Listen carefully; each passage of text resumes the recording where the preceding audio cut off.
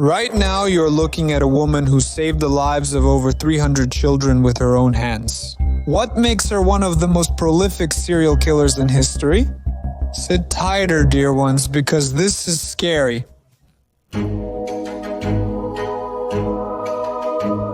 Well, the woman in this photo is named Amelia Dyer, and before she became a killer, she was an ordinary child, like most serial killers, to be honest. Think about this. A girl was born in 1836 in the village of Pile Marsh, Great Britain, becoming the 5th child in the family of Samuel Shoes, who had a thriving business, and Sarah the shoemaker. Thanks to her father's earnings, Amelia was able to learn to read and write quite early, which was an impressive achievement at that time.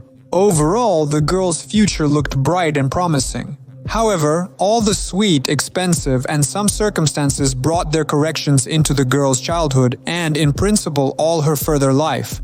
Emily's mother fell ill with typhus, which caused serious mental disorders. After this, she transformed from a good-natured woman into one who was constantly angry, irritable, not herself, and literally attacked people. In essence, Mrs. Sarah could not take care of herself, and this role fell to Emily. Little Emily, who was only 10 years old at the time. Why her? Only God knows. Presumably because the rest of the children in the family were still toddlers, even older ones. And in those years, it was not customary for sons to take on similar responsibilities. So it went on for about a year, and it was a tough year for Amelia. After that, when she turned 11, her mother fell asleep in the morning. She died. Historians suggest that this very traumatic experience greatly influenced who the girl would become in the future, in her adult life.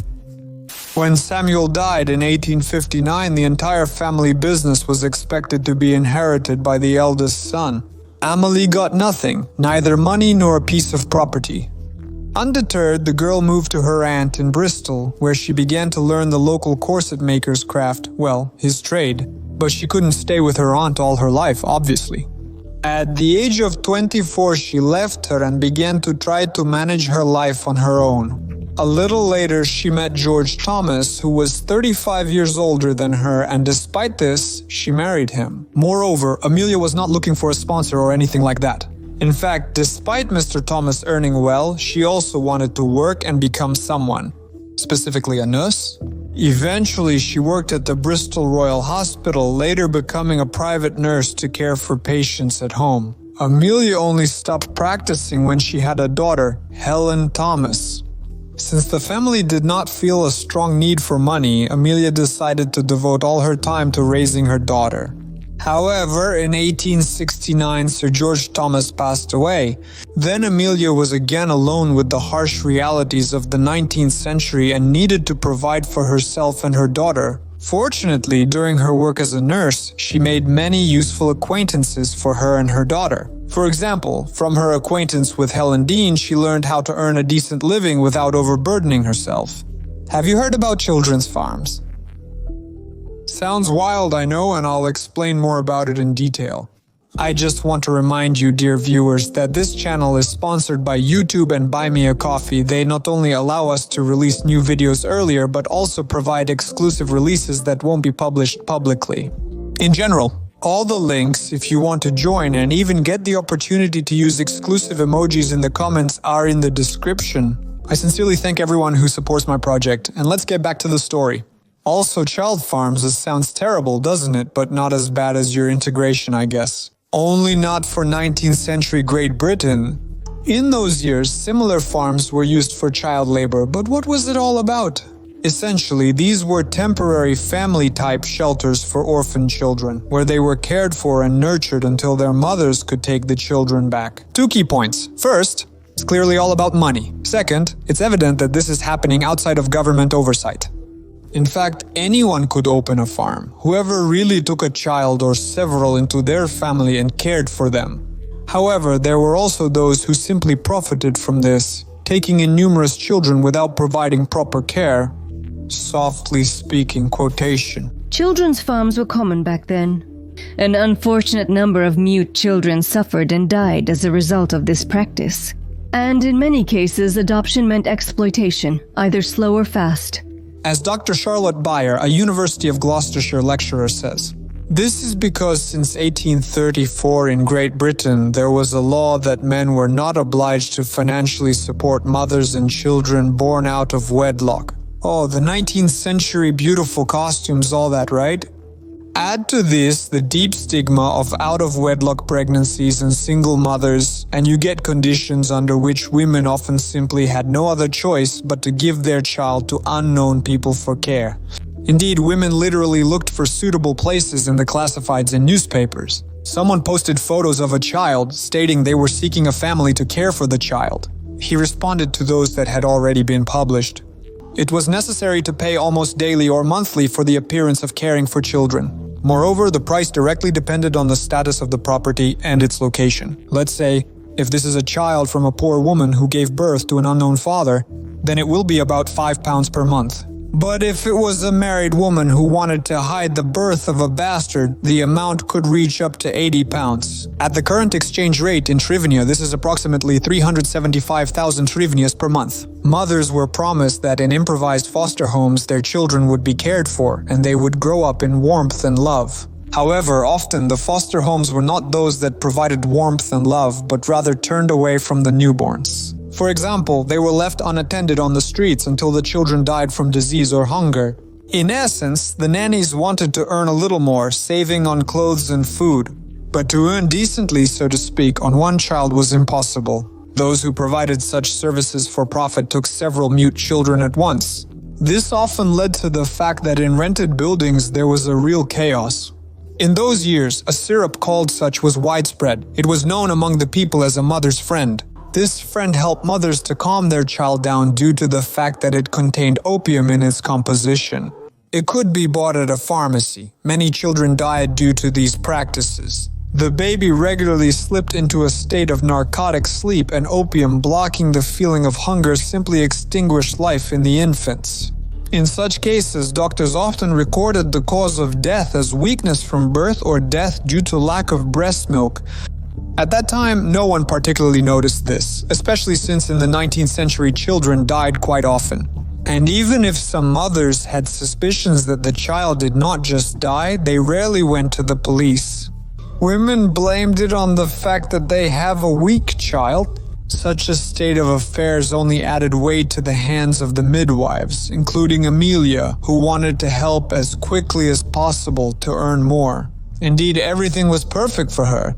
The only problem could be that she was too greedy, and in such a case she aroused less trust. But as the unsuspecting mothers could not verify the information, Amelia simply lied outright in the announcements. She wrote that she was married to a respectable man and the children would grow up in safety and prosperity.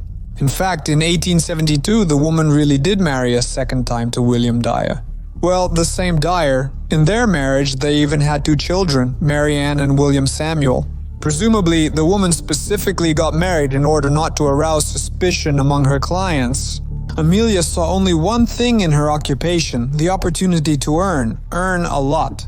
She was quite a revolutionary in this business. First, she changed the payment format, demanding a one-time large deposit instead of almost daily or monthly payments. Secondly, the woman asked to send clothes for the child in advance, and after her death, she silently pawned it.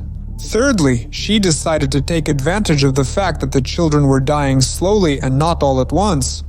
Amelia took payment from the mothers, took the child to her place, and killed it. How long the child lived depended only on whether his mother intended to visit Dyer's house in the near future. This scheme allowed Amelia to earn significantly more, as the flow of money simply did not stop, just like the death of children. But it couldn't go on forever. Did the police know about this? Well, the deaths of the children were noticed by the doctors who took care of Amelia's children, and they were doing it with suspicious frequency, and the woman was often receiving her verdict. Quite strange. Instead of sentencing her for the murder that would have meant a death penalty in those years, the woman received 6 months of hard labor. The court decided that her actions only fall under the concept of negligence. That's all. Did she want to change Amelia's fate? Not at all. After her release, she immediately returned to her business. Mrs. Dyer continued to take in mute children, take money for their care, and kill them. This lasted until 1890, when the woman was already 54 years old. This time she was caught by the governess, who had given birth to an illegitimate child. She turned to Dyer's house for help and gave her the baby. The woman took him in her arms, and at first everything was fine, a healthy child smiling at something there. But this was not her child. Well, adoptive, thought the governess. To check the suspicions, the mother was silent for a moment and wondered if there was a real parent who must have been there. The woman did not find the birthmark there. The nanny's child was long gone, and the money that Amelia took for maintenance was long spent. This governess turned to local authorities, and Dyer was again suspected of illegal activities. Against this background, she became nervous, and the woman ended up in a psychiatric hospital. In the end, this breakdown was quite a discussion point, you know, as if he became himself there when they started to accuse her of killing children. On the other hand, Amelia really had a difficult childhood. And besides, some of the researchers suggest that after the start of the child-killing career, Dyer began to drink and fell into drugs, which also affected her mental state. Anyway, it's a rather odd escape. What's your opinion? Especially considering that as soon as the woman left the hospital, she immediately returned to her old occupation. Apparently, she stopped turning to doctors to fix the death sentence. From then on, she started to bury their bodies herself. The further, the colder and more systematic it became. In addition, Amelia was now always ready. As soon as she felt that something could expose her, she immediately moved to another place, Liverpool, Plymouth, until in 1895, her last stop was Reading. In February 1896, 25-year-old Evelina Marmon gave birth to a daughter, Doris.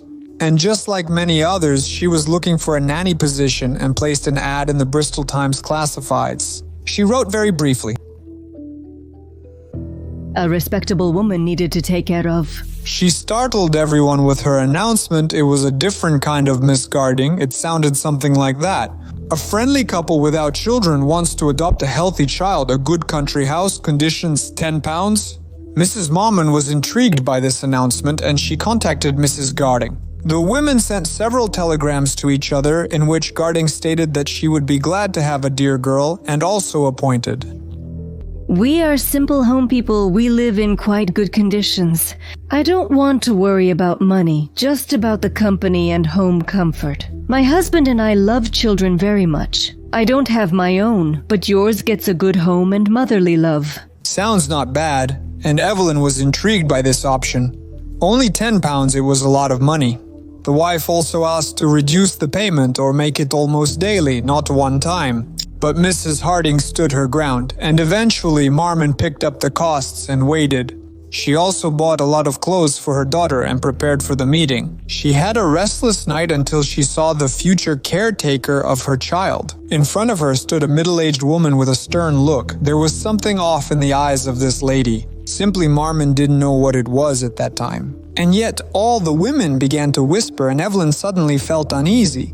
It seemed like Mrs. Harding was fond of her daughter Doris from the very first meeting. Marmon was also eager to hand over the child and a cardboard box with clothes and £10 sterling. A few days later, Evelina received a telegram from Mrs. Harding, who said that everything was fine with Doris.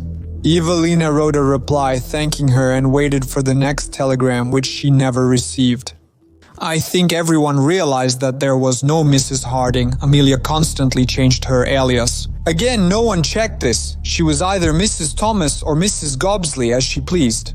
Apologies, Mrs. Gobsley. After her meeting with Marmon, she didn't bring her daughter Doris to the grand mansion. Instead, she accompanied her to London, where her 23-year-old daughter Mary Ann, better known as Polly, lived. I assume that Amelia involved her in her business. Either way, the women settled in a rented accommodation where Amelia distilled a blue dye, commonly used for clothing tinting, twice poisoned little Doris and caused local uproar. I liked to dress them up with a ribbon around their neck, Amelia Dyer confessed later. When Doris stopped breathing, the woman wrapped the body in wrapping paper. Most of the child's clothes, which Evelyn Marmon had carefully packed, Amelia left to later pawn at the pawn shop.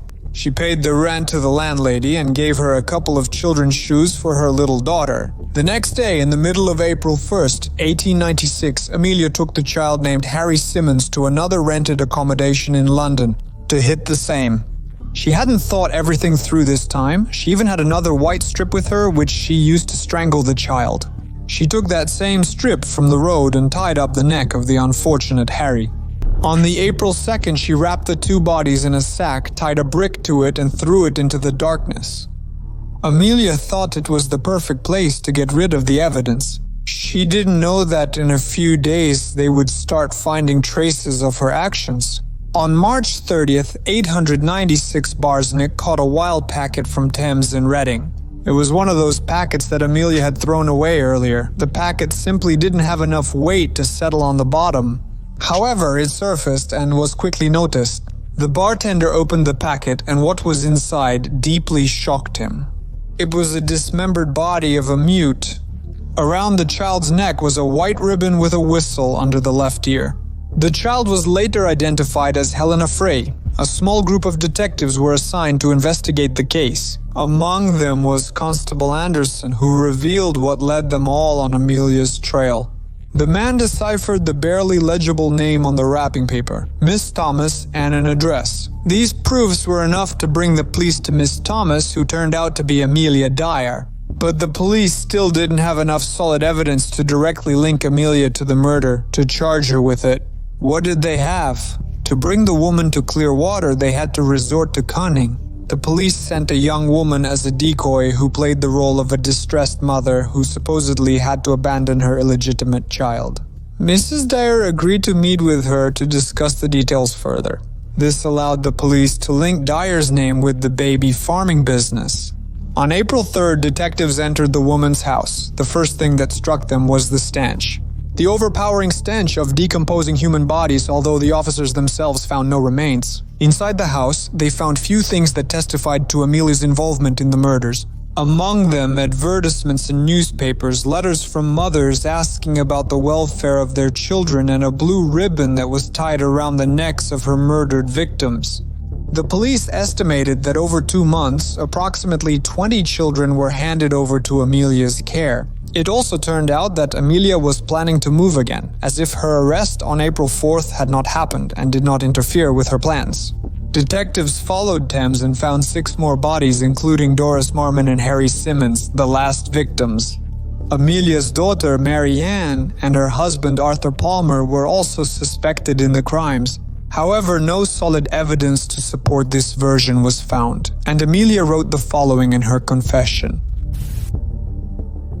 I know and feel that my days are numbered. I know that I will have to answer before my Creator in heaven for the heinous crimes I have committed. Neither my daughter nor her husband, Arthur Palmer, had anything to do with this terrible relationship.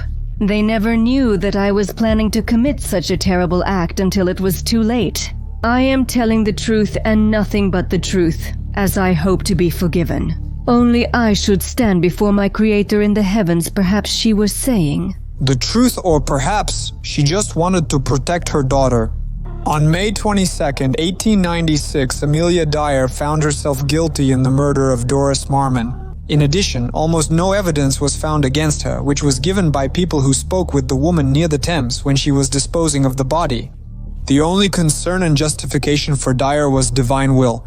However, the accusation suggested that her displays of mental instability were merely cunning, to which the woman resorted in order to avoid suspicion. Her hospitalizations coincided with periods when Amelia's activities began to attract the attention of the authorities or the police.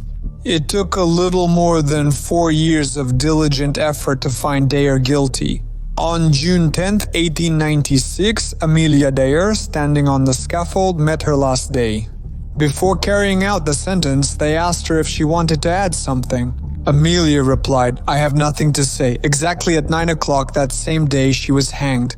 It's impossible to accurately estimate how many children Amelia Dyer may have killed over her 30 years of activity. Some say she was taking care of 10 children per year, while other data suggests she was taking in 6 children per day. Today's researchers estimate the number of her victims to be between 300 and 400 infants. This makes her one of the most prolific serial killers in history. Dyer caused a major scandal in today's Great Britain. This prompted the government to make laws about adoption and custody over children more strict. As a result, local authorities could now control children's homes to prevent abuse. Despite this, new announcements in the newspapers continued to appear, and the harsh treatment of children did not stop. In fact, 2 years after the Dyer's death, railway workers who were checking wagons in Nubat Ebot found a corpse. In the middle was a 3-year-old girl, cold, wet, and luckily alive. It turned out that young Jane Gill had given birth to such a baby and had given it to Miss Stewart for temporary care for £12. Do you know who was behind the name of Mrs. Stewart? It was Amelia's daughter Polly, who decided to continue her mother's business. Polly and her husband were arrested for this incident. They were sentenced to 2 months of hard labor. That's all. Dear ones, if you've watched this video up to this second, know that you are the best. Take care of yourself, your loved ones, and your children. Appreciate new football jerseys for genre fans. Rasul and I developed new thematic cups specifically for you. Go ahead and pour in. Or you can get it for free. Just pour my video cuts into your TikTok with the hashtag Blogmaster or Scary Blogmaster. I occasionally pick someone who did this and give them merchandise. Sonia was with you. See you next time. While you're here, share this or this. They're cool too. Bye.